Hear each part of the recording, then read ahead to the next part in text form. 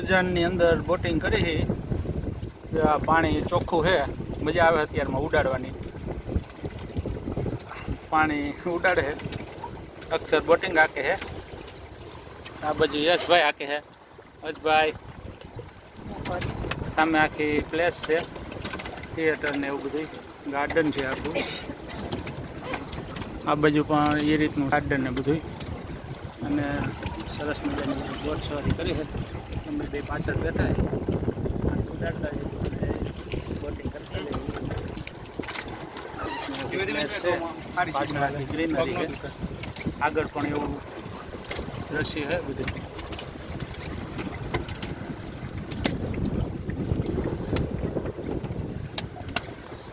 આગળ અંદર બદકો પણ તરે છે, સરસ મજાની